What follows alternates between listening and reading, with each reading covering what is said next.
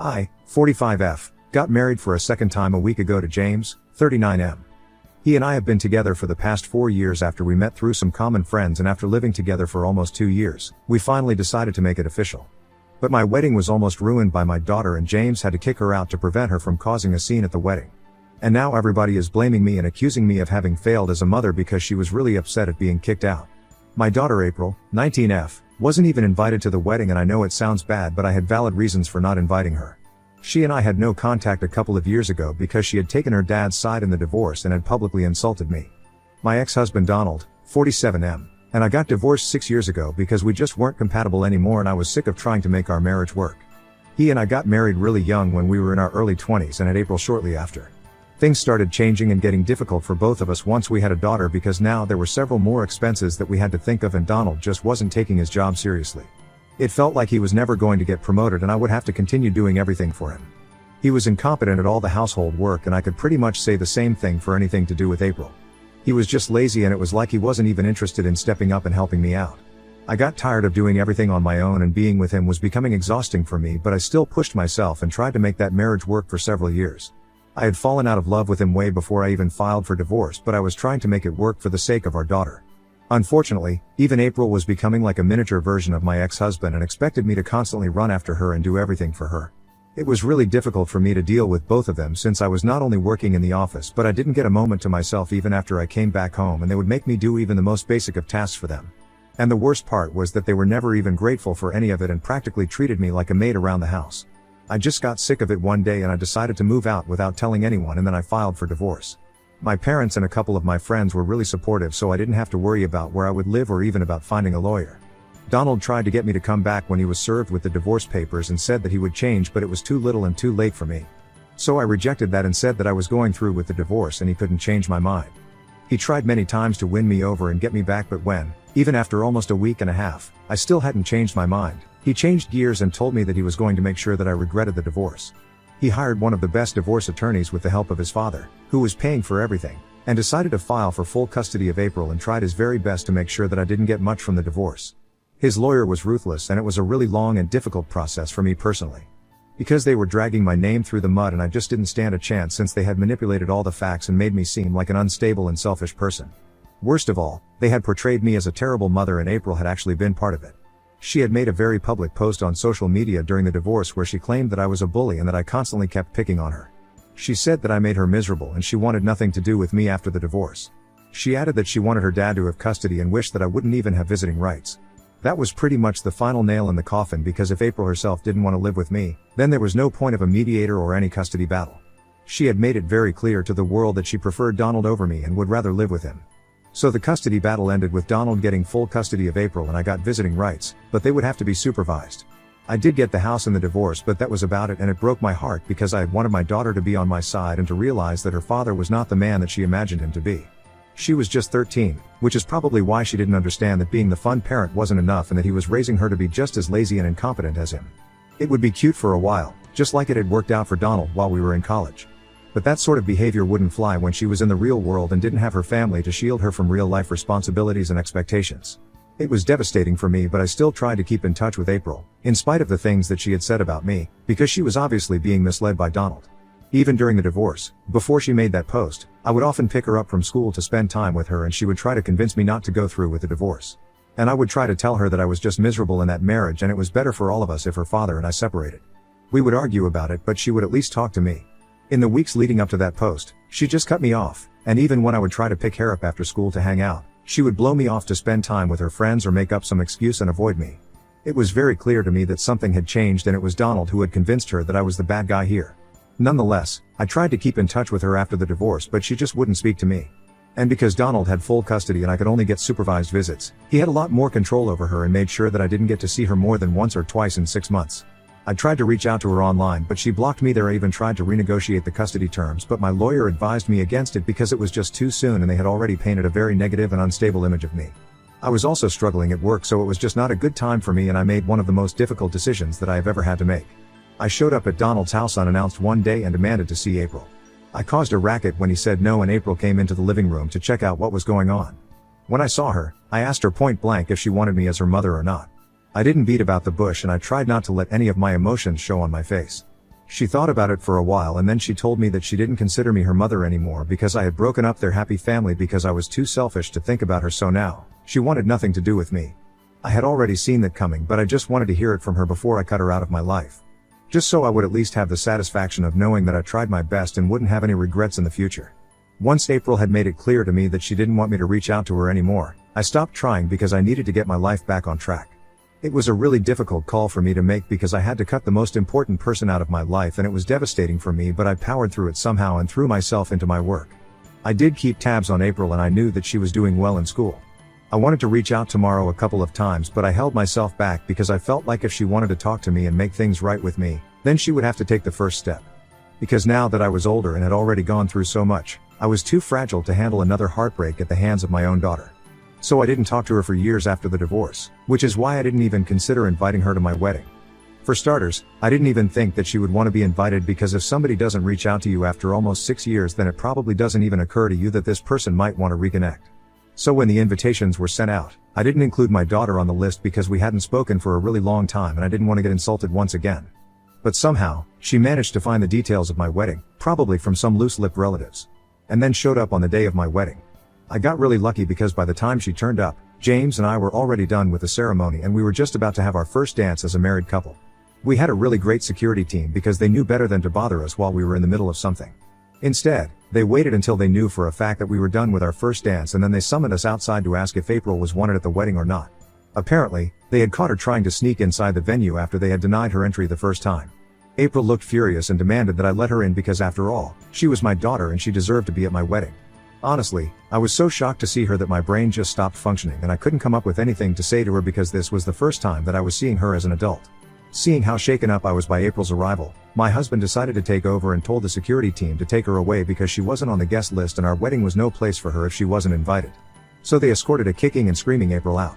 James and I spent some time alone on the bench outside so that I could process what happened since I was really shocked. I absolutely hadn't been expecting April to show up at any point because she had never expressed any interest in my life ever since the divorce. It took me a while to realize that this was my wedding day and it was about me and James, so it was okay for me to want to celebrate this without making this day about anybody else. After I had pulled myself together, we decided to rejoin all our guests and take my mind off April and her sudden reappearance. We had a really fun day and by the end of it, I had almost forgotten that April had even showed up at the wedding. But I was reminded of it the very next day when Donald called me for the first time after the divorce to berate me about what my husband had done. He was really pissed off because he believed that James had no right to have her kicked out, especially when this was my wedding that April wanted to attend. He told me that April had showed up at the wedding so she could extend an olive branch and make peace with me, but James had ruined it by having her escorted out. Apparently, she had been really upset and humiliated by what we had done and Donald believed that I was responsible for it, so James and I owed her an apology. I told him that I wasn't going to apologize because that was my wedding day and if she wanted to really reach out to me and make things right with me then she should have done so before and I would have even invited her to the wedding. But the day of my wedding was supposed to be about me and James and I didn't think there was anything wrong with us kicking her out because we had several valid reasons to do that. The first one was that she had tried to sneak into the wedding and even when she was caught, she had a really nasty attitude and was acting as though she was entitled to attend a wedding that she hadn't been invited to instead of just apologizing and dealing with it nicely. So we knew that she hadn't changed since I had told James all about April and her behavior in the past. I think he judged the situation correctly and made the right call by not letting her in. Also, James and I had planned for months to have a perfect wedding and the invitation had been sent out several weeks ago, so if she knew where to show up I was assuming that she had known about the wedding for a really long time.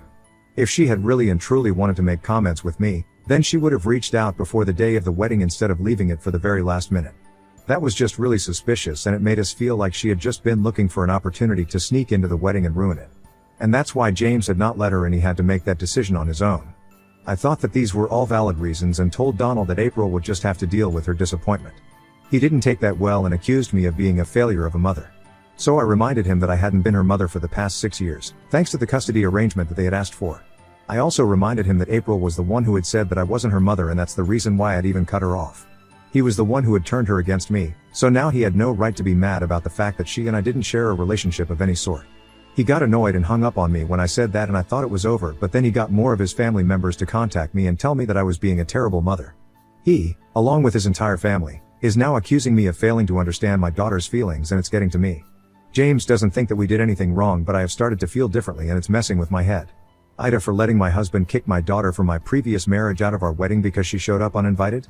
Update 1. Hi, so James and I would just like to thank everybody who commented on my original post and made sure that we knew that we were not in the wrong.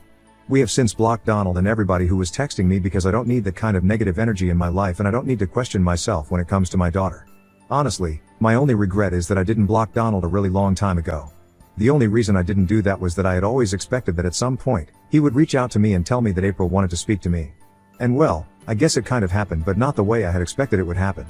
Either way, I don't think that I'm a bad mother because I just decided to put myself first for one day. And it was my wedding day, mind you. It was supposed to be special for me. If April and Donald don't understand that, then well, tough. Because I'm not going to be apologizing to either of them for sure. Now that that's out of the way, I would also just like to touch upon certain things that people had said in the comments of the original post. A couple of people had accused me of abandoning my daughter in the comments, and I would just like to say that I had really fought hard to get custody of April. I think I made it very clear that even after the court ordered that April was going to stay with her father and I would only get supervised visits, I still tried to see her and get the order reversed. I did everything in my power to have a relationship with April, but she was the one who rejected me, not just once, but every single time. And I really don't know what anybody else in my position would have done. I didn't abandon her because she was living with Donald and she was quite happy without me for the last couple of years. That was very obvious. If she had wanted me in her life, then she could have reached out to me anytime and I would have gladly accepted her back into my life, but the truth of the matter was that she didn't want me back. So she didn't reach out to me, and I know that I'm her mother that should always forgive my daughter, even if she doesn't ask for forgiveness. But I'm also human. So I hope that clears things up because I would hate for anybody to think that I abandoned my daughter. Update 2. So it's been a week since I got married and April reached out to me today, but unfortunately it was not a nice conversation that we had. She texted me in the afternoon and told me that she wanted to speak to me in person, but I was at work, so I told her that I could speak to her once I got off work. And that was enough to make her snap at me. She accused me of not caring about anything apart from my work and myself, which is why I had cut her out of my life in the first place and let her grow up without a mother for all these years. She told me that she had been waiting for me to reach out to her and tell her that I loved her, but it never happened. And even when she decided that she was going to make my wedding day a bit more special as a gesture of peace, I rejected that and let my husband kick her out. She told me that she had expected me to at least apologize to her the day after the wedding and accept that I had made a mistake by kicking her out, but even that didn't happen, and instead, I doubled down and tried to justify my behavior to Donald and the rest of her family. She ended her rant by telling me that she was disappointed by the way that I was treating her as if she wasn't even my daughter. That remark really got to me because, for years, I had been fighting for her to be with me. And I knew that Donald was the one who had alienated her from me, so he was the one to blame, but even after she grew up, she didn't think that she owed me an apology. So I kind of lost my cool with her and told her that I had no regrets about what I had done because I didn't trust her anymore after that scathing and untrue post that she had made against me during the divorce. I had worked hard to salvage my marriage and build a relationship with April when she was younger, but Donald spoiled all of it. And in spite of knowing the truth, she decided to go ahead and make that post against me so she could take her dad's side. That had broken my heart, but I had still persisted and tried to forgive her because she was just a child and she didn't know what she was doing. So I kept trying to re-establish my relationship with her, but she didn't want it and turned me away by telling me that I was not even her mother anymore. I reminded her of that incident and told her how much it had hurt and how depressed I was after that, but she had no idea about it because she just didn't care about her mother's feelings. In all these years, she hadn't even bothered to contact me even once, and I couldn't forget that. Even on the day of my wedding, she showed up and made that day all about herself without bothering to think about how it would make me feel. I told her that if she had truly wanted to reconnect with me, then she had the opportunity to do so before, but she chose the day of my wedding because she didn't even think about how I would take it. I told her she had grown up to be just as selfish and entitled as her father, and I wasn't going to speak to her until she decided to change. Because I was done dealing with the two of them. I had divorced Donald several years ago already, but I had still been willing to hold out hope that April wouldn't turn out to be like her father. Clearly, I had been wrong and she was just like him. I told her she could reach out to me once she was ready to apologize, but until then, I had nothing to say to her and I didn't want to hear from her. I didn't give her a chance to continue the argument and disconnected the call immediately after I was done speaking. It didn't feel as good as I thought it would, and I almost called her back to take back everything that I had said. Because even though we were fighting, it felt nice since at least now she was talking to me and not pretending that I didn't even exist. It's weird, but that's how it is. Update 3. A couple of days have passed since April last called me. Honestly, I had expected her to reach out to me sooner, but it hasn't happened yet. I am a little disappointed that she hasn't contacted me yet, but there's not much that I can do. So I'm just trying to manage my disappointment by spending more time with James and planning our honeymoon, which we are supposed to leave for in a couple of days. James thinks that if we are meant to work things out, then April will reach out to me before that. So I really am keeping my fingers crossed and hoping that she calls me before the honeymoon begins. But Donald has tried to reach out to me, and obviously, Whenever he tries to talk to me, it's never good news. He showed up at my office the day after I spoke to April on the phone, but I refused to speak to him. So instead of leaving like a normal human being, he decided to shout and tell me that I needed med to cut ties with April instead of trying to manipulate her into going against him. He also told me that the reason that she was just like him was because he was the one who had raised her while I was off romancing other men. That was way out of line and he had no right to say that, so I turned around at that point and told him that I would call the cops and report him for stalking if he ever showed up anywhere near me again. I was sick of him thinking that he could say whatever he wanted and get away with it, and I wanted to scare him bad enough for him to stay away from me since I'd had enough of his BS. So I told him that I would call the cops if he didn't leave, and he thought that I was bluffing until I brought out my phone and told him that I had already dialed the numbers. All I had to do was make the call and he would be in really big trouble.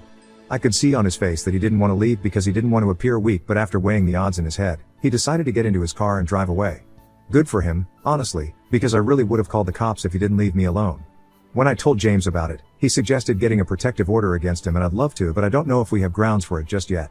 We have spoken to a lawyer just in case we need it in the future, but right now, we're not doing anything because I don't think he poses an actual threat yet. He is weak and stupid and I'm not scared of him in the slightest, if I'm being honest. Update 4. Hi, so there are just 2 days to go before James and I leave for our honeymoon, and April finally got in touch with me today. I honestly couldn't be happier about it because things walked out exactly as I had expected them to. Not only did she reach out to me, but she actually apologized to me this time and said that she had been a horrible person for the past 6 years.